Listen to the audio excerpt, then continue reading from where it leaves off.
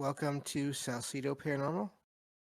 It is Wednesday, October 5th, 2022, and tonight we'll be covering comic books and the paranormal again.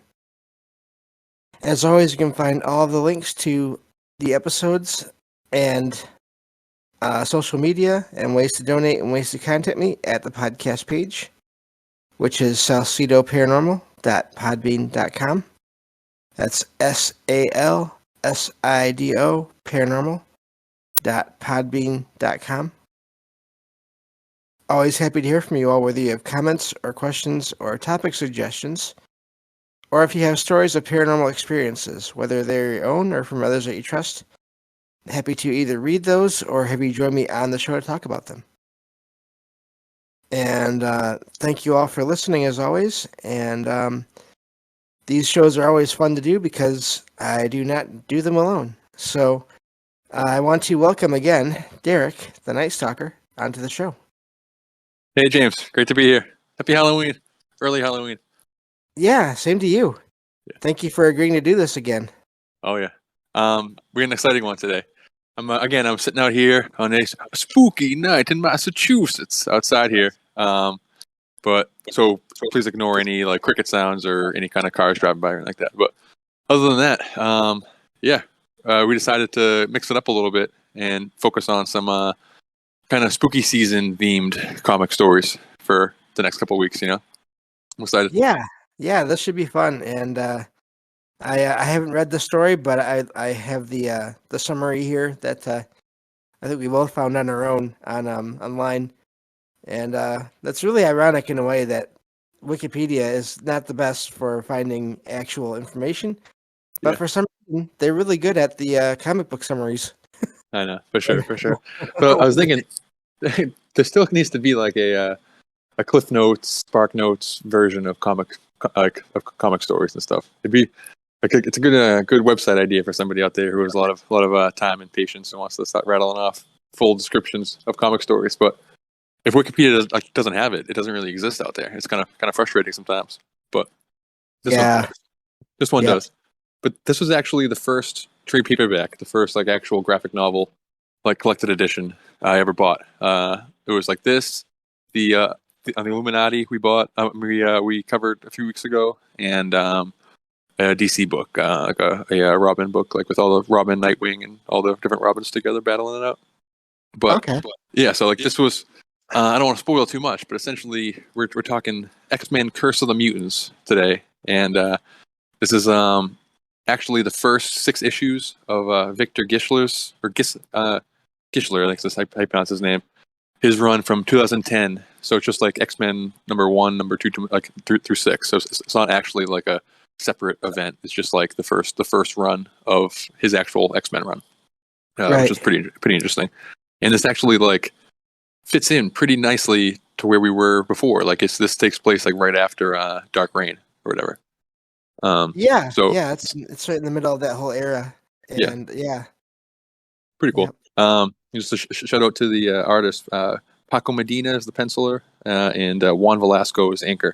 Just because the art in the story is really cool. Like I really like this mid 2000, like 2005 to 2012 range of art, like the kind of the Bendis era of Marvel. Like the art really pops in this. And this is a scary, spooky one with a lot of This is one where I can't even like share all the stills in the chat because it's just parts that are so violent. But I do have some cool stills for when we get there. But I don't know how you want to start it off, but.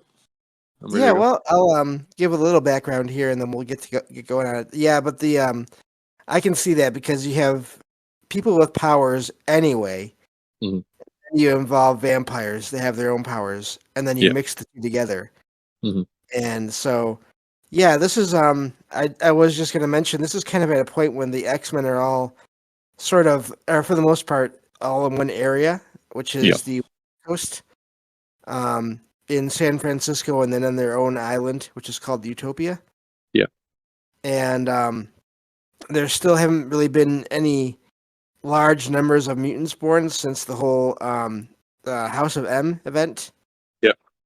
But that's why they're all kind of together in that area. So that's kind of I think that's a pretty good setup for this thing Oh, overall. for sure, for sure. Like, how does the where is Utopia in relation to San Francisco? Like, it was kind of hard for me to understand when I was reading it. Like, Yeah, I've never found a really good description. It seems like it's close to it, I think. near Yeah. Alcatraz, maybe. Oh, okay, okay, yeah, that makes sense. I think, yeah, in that area. Okay, Yeah. So you can go ahead and then we can switch back and forth as needed, and just let me know okay. when. This first so I'm just gonna like I just reread the trade paperback right before the show began, so it's fresh in my mind. But I'm just gonna follow the wiki just to make it easy. Mhm. But the first paragraph here, this first little section where it talks about Dracula at this vampire summit, was not actually in the graphic novel. So there's Oh, there's two separate graphic novels. There's the regular main X-Men 1-6 Curse of the Mutants title, which is the one we're covering, but there's also a second trade paperback. It's X-Men vs Vampires with like Blade on the cover, and it's like all like the one shots. There's like a Curse of the Mutants : Blade, Curse of the Mutants : blah blah blah, like 6 different issues. okay. So I think that might be from this, like what this first paragraph is for. But it's just giving us kind of the backstory real quick. Um, so essentially, Dracula's at this like vampire summit, and Zaris, his son, who was like trying to overthrow him. So, Zaris met with all the leaders of each vampire clan. The Claw sect, a clan of vampire warriors.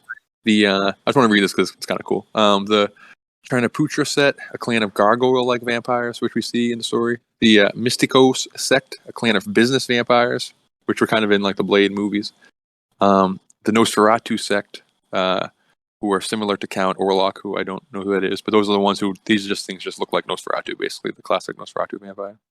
The Yeah, just real Krieger, quick, I yeah. don't know who that is either, so he's not apparently a Okay, major character. okay, good. The Krieger set or Krieger sect, which is the clan of Western vampires, which are kind of just like the American ones or whatever. And then the Atlantean sect, which is a race of aquatic vampires. And Namor has a role in this story, which is pretty cool.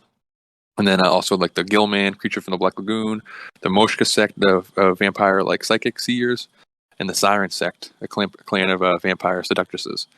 So Zaris and his allies, they stake Dracula, and then Zaris becomes the leader. Basically, that's all we really need to know going into the story. So when the story begins, that apparently has already happened. We don't learn that for a few more issues until spoiler alert, we meet Blade in the story. But where the actual story begins is where I'm going to start right now. So we see Pixie and Jubilee just like hanging out outside. It's kind of just like a bright sunny day. Like again, the colors in this book are like very vivid and it's a great looking story. So they're just like kind of hanging out, and Jubilee's like to Pixie, "Yeah, it's nice to hang out as friends again." But I think there's some kind like Jubilee is for some reason like slightly on the outs with the X-Men. She's like still part of them, but like isn't the relationship isn't that great right now. So she's like so she accuses Pixie of kind of having Cyclops told her to pretty much follow her around. And Jubilee's like, "Oh, that's not total." I mean, and Pixie's like, "Oh, that's not totally true." And then we see this guy who's like, I'll try to post that picture in the chat. But this guy who is wearing this like leather clad like outfit. This really he looks kind of like the Gimp from Pulp Fiction, but just like giant basically. I'll post that picture right now. And you see him like bump into a couple people and kind of like they're about to be like, "Hey, what's up?" And then they're like, don't get involved with this guy. This is bad news." And all of a sudden, he like unzips his kind of his mouth mask thing and says like "for all" or "for vampire kind" or whatever, and then explodes and blows up. And there's a giant blood bomb, and blood just goes everywhere, all over the place. But at this point, Pixie had like gone to get like a drink or something like that, so she wasn't directly near the blast. But Jubilee is just covered in this blood, so she's rushed back to the X Mansion or wherever. Like I guess it's the X Mansion in San Francisco, but wherever the base is, and they realize that like in this blood, there's this vampire virus that's like this manufactured vampire virus that's like infecting people who were like close to the explosion, and like the closer you are to the direct part of the blast, like the quicker you change. So, After testing her blood, it's determined that Jubilee is infected during the explosion by this manufactured virus, but she's not. It's not like a full change. She's clearly like craving blood, and she's like touching the. She's like seeing the darkness, but she's not like fully engulfed by it, basically. And then the we kind of cut back to the vampire headquarters, and they're disappointed that Jubilee. So they're like getting these other non-mutants to come who were like exposed to the blast, and they're feeding on them. But they're disappointed that Jubilee, like the one who they actually wanted, hasn't fully made the transition yet and hasn't fully joined the vampire side yet. Yeah. So at this point, the X-Men, they're well aware they're dealing with vampires. Yeah. Wanna, Just real quick, yeah. I was gonna say it's really ironic in a way that the one that the first of the X-Men that gets infected is Jubilee, in that she has powers, but she's not one of the most powerful members of the groups, and she's also kind of always been portrayed, from what I've seen, as kind of like the sidekick or the mascot in a lot of cases, and just kind of throwing her weight around in that I'm part of the X-Men, and kind of had this bratty image for a long time, but also just this young, girl that is part of this team of people that have so many powers, so much power, and just known as like a very happy, very, excitable kind of character. Yeah. And very good. I mean, never really anything bad about her. Like some of the X-Men have had to do some terrible things. Yeah. She never really, from what I've seen, she never really had to.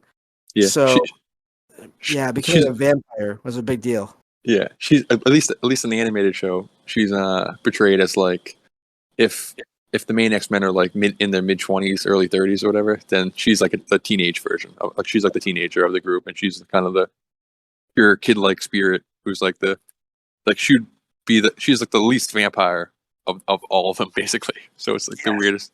And Matt in the chat says, "Don't make fun of Jubilee." LOL. But no, and we're not. We're just saying this is how she's been. People, even other people, not even just us, have seen her. Yeah, and exactly. I don't think the cartoon series helped with that either. exactly. And the movie is just basically used like the exact portrayal from the animated series. So that's pretty much all. Unless you read the comics, that's all you really know of her, and that's kind of how she is in the comics too. Right. So do you want to go back and forth, or do you want me to just keep going, or how do you want to handle it? I can keep going, then you can jump in here. For sure. Anything happens. Yeah. So this is where the whole Blade crossover begins. Yeah. He is very much, for the most part, a solo character. Yeah, for sure. Yeah. He works with others when he has to, but that's about it. Yeah. And he is a half vampire, I believe. Part vampire. So he's half vampire, half human. But I think the lore is that his mom was bitten by a vampire like while she was giving birth to him, basically. So he came out half. At least that's how it is in the movies. He came out as half vampire. So the Daywalker, they call him. So he has all the abilities of a vampire, but he can walk around in the sunlight and stuff. Right. He hates vampires. And he's part of the Night Stalkers, which I like. Spelled differently, and then also like the Midnight Suns sometimes. And he's actually at least like 2 years ago, he was the leader of the Avengers. There was a big vampire event in the Avengers, like maybe 3 years ago. And he like joined the Avengers and became like the temporary leader of the Avengers. So pretty cool. That's like a pretty cool run for the future. But yeah, go ahead. Sorry. That's really amazing. I mean, the Avengers is really, if you join them at any point, you're big. Exactly. Yeah. Exactly. You're a major character. Even if you were not a major character or you don't do a ton after, you're still big because you're part of that group. Exactly. But yeah, so Blade arrives in San Francisco to help the X-Men capture one of the vampires for the X-Men's scientific group, kind of that they have developed, which is known as the X Club, which is kind of a play on the whole science club motif there. And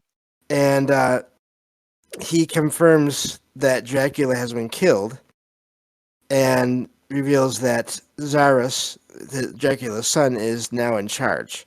Yeah. And having brought a lot of vampire clans together. And apparently Cyclops at the same time decides to resurrect Dracula. Yeah. Let's do it again. Resurrect Dracula. Can I hop in real quick? Yeah, go ahead. Yeah, so this makes it seem like Blade was like teaming up with them from the beginning, but kind of just like Wolverine was sent out to go kind of dig up where the vampire hideout was, kind of like to see where they're. And he realizes that, like, when they realize they're really like dealing with like vampires, like a major vampire force, is when Wolverine kind of finds this hideout and realizes that it's not just like a small group of vampires. We have like a massive vampire infrastructure right underneath San Francisco, and while they're like kind of fighting this first initial wave of vampires, then like Wolverine's like, or Wolverine does something, and I forget, maybe Emma Frost was who he was with, or something like that. She was like, or maybe even Pixie was like, "How did you know how to do that?" And he's like, "Well, the person who has the most knowledge of vampires told me." And then all of a sudden, Blade shows up and like chops the vampire's head off or whatever right away. And he's like, so then Wolverine greets Blade like, "Oh, I didn't expect to see you here. So I guess we're following the same lead here." And it's like, don't expect to mess with vampires and not run into me, pretty much. So it's kind of like an accidental meet up and like a begrudging partnership. And like Blade kind of the whole time is like, I know the most about vampires. Don't get in my way. Like, especially with Cyclops. Like, I'm not a mutant. I'm not part of your army here. Like, I'm the vampire expert. This is my mission. Like, you're going to get in my way, pretty much. That's basically how it is. Which makes sense. That Yeah, does for track. sure. And of course Cyclops was gonna be basically saying, well, no, you're in my area. Yeah. Doesn't matter what's going on here, whether it's vampires or not, you're in our area. And Exactly. at this point in the comics, Cyclops is very much in charge of basically mutant kind. Yeah, full force. Point. Yeah. Yep. Yeah. This is at like him at like the height of his not reign, because he doesn't really like put it that way. They make it seem like that in the story, though. Like we'll get there, but they make it seem like that a little bit. Yeah. Yeah. Well, he definitely does. I mean, yeah. But anyway, so yeah, good that. Thank you for that bit there, because I didn't know. That just surprised that kind of me when I read that. It was just wow. I'll post those images in the chat too right now. What I just mentioned. Okay. So, so after all this happens, and yeah, the Blade and the X-Men kind of realize that they're dealing with something huge here. But they're still not, like you said, not really working together necessarily. They're just fighting the same kind of forces. Yeah. But the X-Men at some point after this get together to learn all this about Zarus and about Dracula. That I may have lost my spot. I mean, it's just that Dracula, that Cyclops wants to resurrect Dracula, but like it's a huge deal that Zarus organized all the vampire clans together. It's like the first time in history. So that now like the vampire force, before it's like you can almost forget that there's vampires that exist in the Marvel universe, but now like under a unified leader, they're like a force to be reckoned with, and they have to be dealt with immediately, or else they're going to pretty much take over the world, pretty much. Right. So yeah.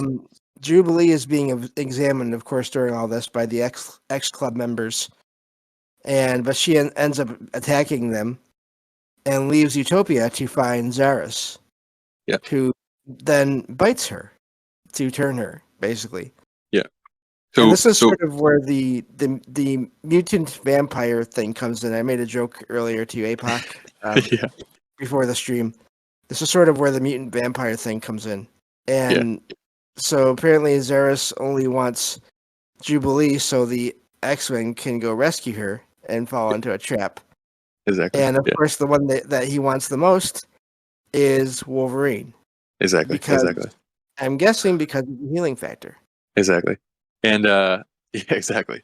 And like it's this weird like thrall that vampire thrall that they have, like the Dracula and apparently Dracula's son have over people, that like she wasn't fully changed yet. She like had this thirst, but like wasn't fully changed. And then she escaped. She like knocked out one of the people in the X Club, and then escapes and like meets up with Zarus and kind of is brought in by his magnetism or whatever, and then like kind of willingly gets bitten and she says, "Oh God, thank you," and then makes the full change to vampire after that.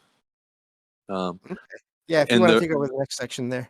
Okay. Yeah. Yeah, and Sorry. the resurrection thing is crazy. So his head and his body are like Dracula's head and body are in separate places right now. So he sends out Namor to go find Dracula's head because it's like underwater in this Atlantean like prison or something like that. So Namor has like a battle with a bunch of Atlantean vampires, which I believe we see more. It's like Namor #1 at the time was like a tie-in to this event, but it's not really included in the comic that I read. But he pretty much just comes back like being like, I got the like, so the first and only time you see Namor, he's like, I got the head. He just holds up Dracula's soaking like the decapitated head basically. And so then I don't want to like skip too far ahead, but yeah, so then we see like them put Dracula in this machine and it kind of like it kind of literally fuses his head back with his body, and he kind of just wakes up from that. Yeah, so Storm and Gambit they're gonna get the body. That's when they do that, and then Blade has an encounter with Zaris, who then that's when Blade is told Zaris's plans to take over San Francisco, and he's basically saying that like what I said about how the vampire clans are now very powerful, and how that he actually wants to like unify with mutants. He doesn't see mutant kind to be like the enemy per se. He sees like mutants as being kind of picked on or like cast off by the human race, and then that he considers the human race to have been murdering his vampire kind for like the entire history of vampires. So he wants to join up with these two outcast groups to then become this like super powerful team, basically. And then so Wolverine goes and tries to make an attempt to free Jubilee, and she's locked up, all chained up, like hung upside down, kind of like having her blood seemingly like drained into this pool or this kind of like dish or whatever. So he's trying to he unhooks her and brings her down, and she's like standing behind him, and then you realize like no, she's on the vampire team, and she immediately bites Wolverine.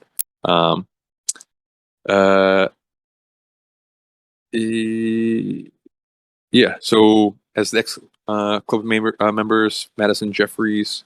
Yeah, so the X Club is. It took me like at least 2 issues to figure out who the doctors were that were there because they never like clearly said it, and it would be something that like you had to just be reading X-Men books all the time to know.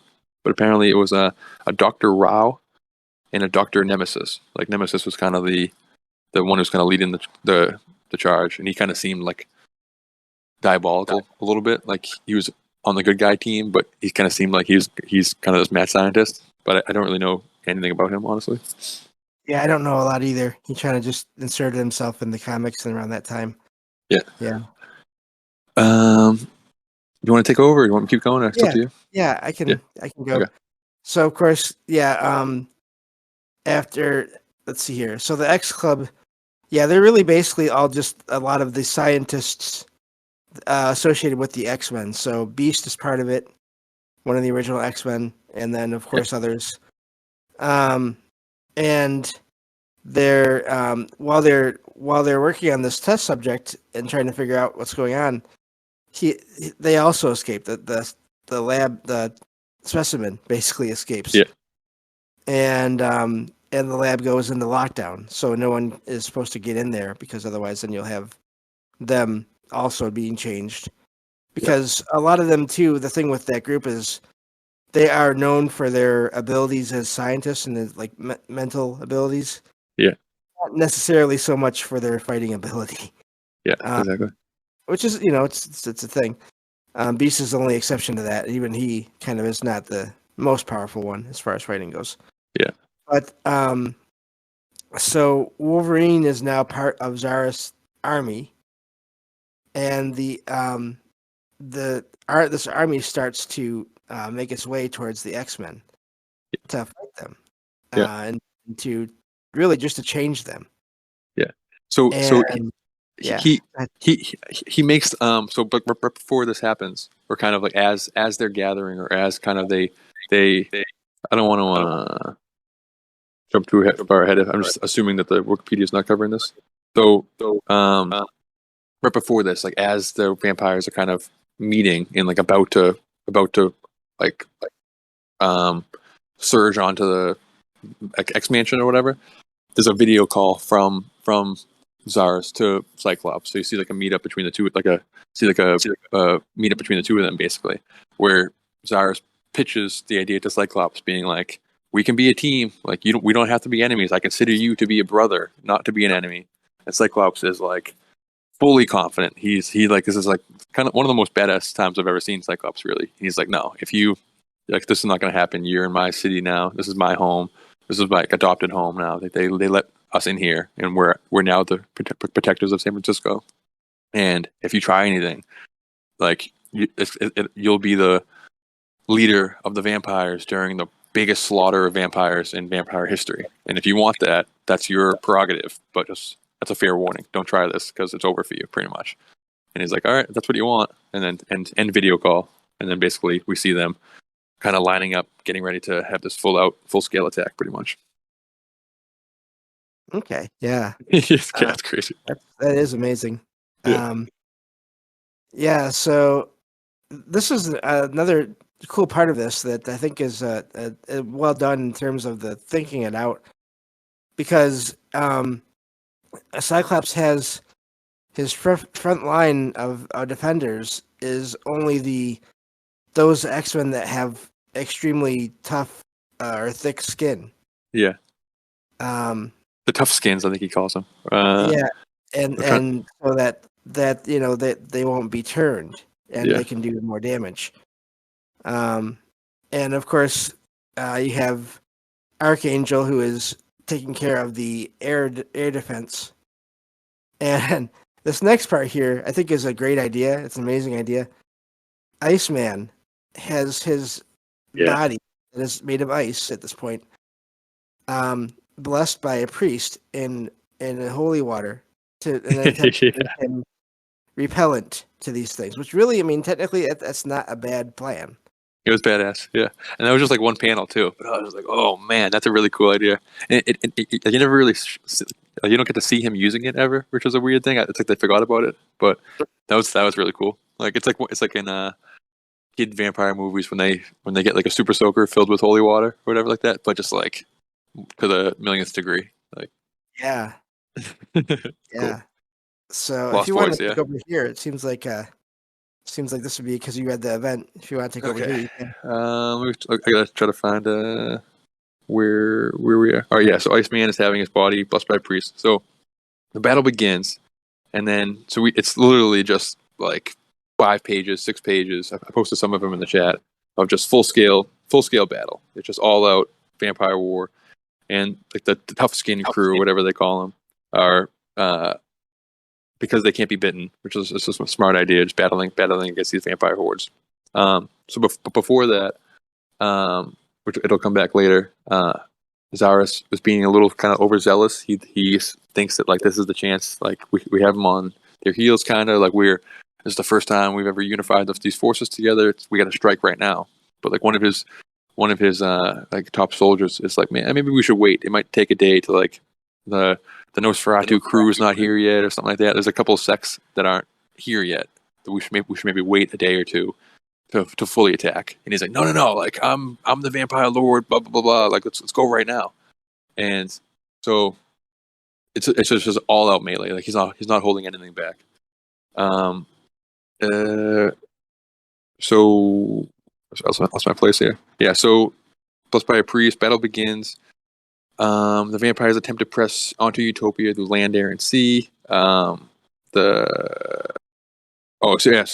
as the battle's like kind of raging, and you think the mutants are possibly like gonna run away with it, Zaris is like, okay, unleash our secret weapon, and then from this like helicopter or something like that, they drop off Wolverine, who's now vampire Wolverine, and he's they showed him a few panels ago being like he's fully embraced the vampire lifestyle, basically. Like he's like Jubilee's like, see, I told you you'd thank me for turning into a vampire. He's just kind of posted up in this like red lit room with like a bunch of vampire women all around him, and he's like drinking blood, and this basically looks like a vampire king pretty much.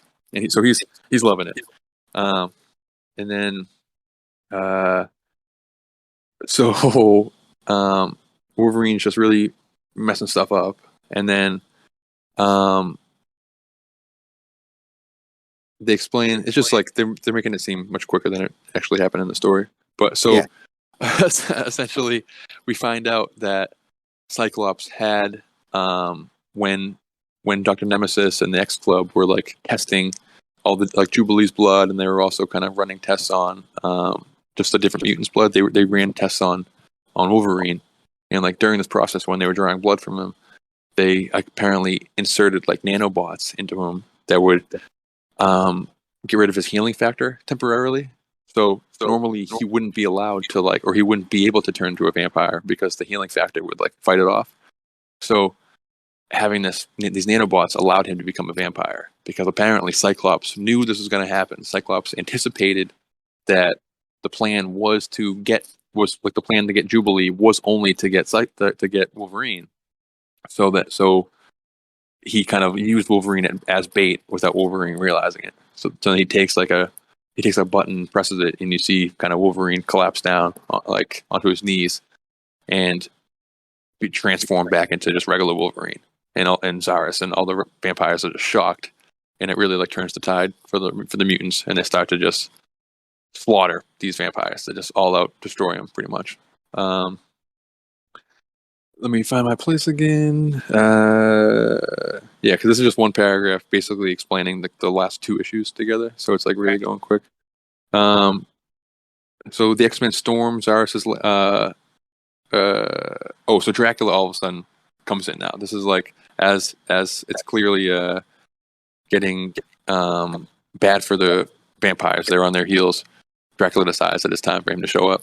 So he comes, and they really he like Zaris is shocked, like, "Father, you're back. And then they battle it out pretty much. I'm gonna try to find those pictures. Do you want to take over for a second, just so I can find some of these images? Yeah. That's right. Excuse me. So now that Dracula is back, Zaris tries to order his minions to help him, but there's no support. Yeah. Because Dracula is back. Yeah. And then, of course, the X-Men storm Zaris' lair, and Zaris decides to basically try to kill Dracula again. Yeah. But Dracula, of course, he's intelligent. Whatever else you could say about him, Yeah. He's not stupid. He's been around for many years, and of course, so he does the same thing to Zaris that Zaris did to him, which is decapitate him. Yeah. And of course, the X-Men show up after this, and so whereas Cyclops doesn't want anything to do with the vampires, he doesn't really want to deal with them anymore. Of course, Blade is going to disagree and say we need to destroy all of them. Yeah. But then Cyclops stops Blade from doing that. Yeah. So basically, kind of Cyclops is like, it's over. Like this is the arrangement that we made. We brought Dracula back to defeat Zaris. Zaris is now defeated. Let's take off. The battle is done. And Blade's like, no, I'm not gonna. I didn't want to bring Dracula back in the first place, and I'm not leaving here with Dracula still alive. It's not how I roll. I'm killing all vampires. I'm definitely killing the Vampire King, the worst vampire of all time. So I posted pictures in the chat. He charges at, or he like lunges at Dracula, and then out of nowhere, Cyclops hits him with a little like eye blast directly in the vertebrae, like directly in the spine, and incapacitates him right away. And Wolverine's like, like that's not. He won't like that pretty much when he wakes up, basically. Yeah. And so he pretty much goes like, no, this is part of the deal. This is the deal we make, that we made. Like our battle's over. And then Dracula kind of says, no, you're here in my. Or, so then Dracula becomes like, does his Dracula moves again? And he's like, no, you're here. We have you in my mansion now, and all these vampire sects. Like my son did a good thing by unifying all these vampire sects together, but now they're under my control, and you're in my house. Like, why wouldn't I just destroy you?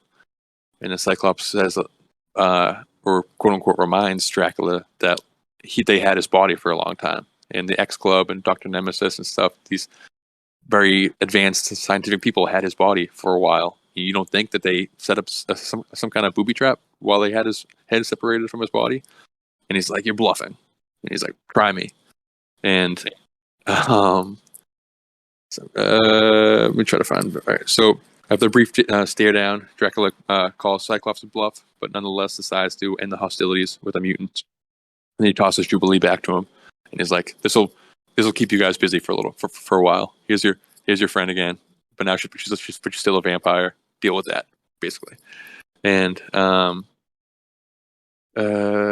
Blade believes the only solution is to put her out of her misery, but Wolverine says that if you do that, I'm going to kill you. And then Jubilee. Yeah. yeah, and then the event pretty much just ends with a panel of Cyclops and Emma staring at Jubilee inside this not exactly a padded room, but just kind of a isolation chamber area where they're kind of examining her. But it just looks like a kind of a clinical area where she's just like going forward. And I guess going forward, Vampire Jubilee was a thing for a while in the comics, which I wasn't aware of. But at least around this time period, I guess like she doesn't change back for at least a while. Like she's Vampire Jubilee for at least a few more issues in this run for sure. But yeah, I don't know when or how it happens, but she was. You are right, because I know there was. I'm not sure if it was an event or just a run of comics where Wolverine and Jubilee, and then Gambit and X-23 were all together on adventures for a while Jubilee was still vampire. And of course, that event was kind of big because you had almost like two of Wolverine's somewhat like daughter-like figures. Yeah. Oh, wow. Interacting with each other, and then Gambit being there just to kind of moderate, but also cause more trouble because that's what he does. Yeah, exactly. So she was a vampire for a while in the comics, but I do remember at some point years later she did get changed back. Yeah. So so that's basically that event, and That's basically it. Yeah, it's really amazing. Literally, I'll post in the chat. Just like literally, the next issue after this is just a regular old X-Men story. It's a X-Men Return to New York, and it's just the regular X-Men with hanging out with Spider-Man. So it's just the vampire thing is over. It just what happens the first 6 issues, which is kind of cool. Like X-Men 1 through 6 is just a X-Men versus vampire battle. That's a kind of a cool way to kick things off for that writer. But it is, yeah. No, that was a neat story. I mean, I wasn't really aware of it until you mentioned it. So yeah, I'm glad. Thank you. Pretty cool. It was just one of those books that were in the discount rack when I was first kind of regularly starting to try to fill my collection up of tangible books, and I was like, "Whoa, Vampire Mutants! I'm sold." And then there's another one that has all like the one shots. Like there's the Namor battling the vampire Atlanteans, and there's more Blade issues, like kind of following Blade more directly. Like this kind of follows more Wolverine and Cyclops directly. Right. But so at one point there's like a big like before Cyclops reveals that he had like the healing stuff, the healing nanobots injected into Wolverine. There was a huge like conversation kind of back and forth between Vampire Wolverine and Cyclops being like, I'm going to turn all of the X-Men into vampires and like you reunite the family except for you. Like you're a terrible leader, you're a dictator. Like I'm no more serving under the Cyclops totalitarian regime. You're guiding all of mutant kind, and so far not so good. Like we're not doing too well right now. Maybe we need a new leader, basically. And then that's when he's like presses a button, and Wolverine falls on his knees, basically, and turns back into regular Wolverine, and he just says, "When this is over, me and you got to have a conversation. Like you can't be injecting me with nanobots without me realizing and sending me out as bait for Dracula's son." Pretty much, Yeah. Well, the ironic thing is, given future events, Wolverine is not totally wrong about. Oh yeah. Cyclops and the way he's, and during all this time, he's also, for a while there, he had a team, X-Force team under his direct command. Yeah. With Wolverine on it, that were taking on, basically they were organized to go after potential threats, not respond to them, but to go after them and eliminate them. Exactly. Yeah. So yeah, Cyclops. It really he kind of falls into a similar pattern that Professor X does in the comics over the years. That whole idea of once you get to be powerful enough and big enough of a leader and a figure, Yeah. In this community, you start thinking you have to do things and maybe you shouldn't. So, Yeah, exactly. yeah, that's neat. And those two definitely have a major history together in terms of their ideas about how things should work with the mutant community and everything. For sure. Yeah. Little spoiler alert for where they are in current comic. I'm like a year and a half behind on reading it, but at the beginning of the Dawn of X, they call it, which was the Jonathan Hickman run, which eventually we'll get there. But I absolutely love it. But they don't specifically address it, but it's like insinuated that Wolverine, Cyclops, and Jean Grey are in like a three-way relationship with each other. Like they're all like they buried the hatchet basically, and they're both dating Jean Grey at the same time openly. Like, pretty crazy. It's pretty crazy. Yeah. Okay. I know. Well, crazy. Yeah. I think all I can say to that is okay. I know. Yeah. Again, like they don't really talk about it that much, but it's just one like their relationship is the best that it's ever been, to say the least. The two of them. Well, that's sort of a recurring theme in the comics anyway, where there's always this tension between your two or three top figures in a group, and then it'll go through cycles of this tension, and then okay, we're good for a while. Yeah. And then this tension, it's something that happens, and I think that probably happens in real life too. So that mirrors that in a way. Yeah, for sure. I don't know if we should we were thinking for the next time possibly. I don't know if maybe throwing out a few different kind of spooky Halloween related comic events and maybe seeing which ones the people want us to cover. Kind of maybe throw like 3 or 4 different ones over the next week and see which ones they are most interested in. Maybe we can come up with a few of those. What do you think about that? We'll do that. We'll put that in the Discord so everybody can check it out. And yeah, it'll be fun. Yeah, sounds good. But yeah, thank you, James, for doing this. That was a blast. No, thank you for bringing up the event and for helping me go over it. And always great to have you on here as always. And yeah, Derek is we have plans for 2 more appearances this month from him. So spooky season, gotta take advantage. It's a great month. That's true. Yeah. Well, thank you, and I will talk to you again next time, Derek. All right, thank you, brother.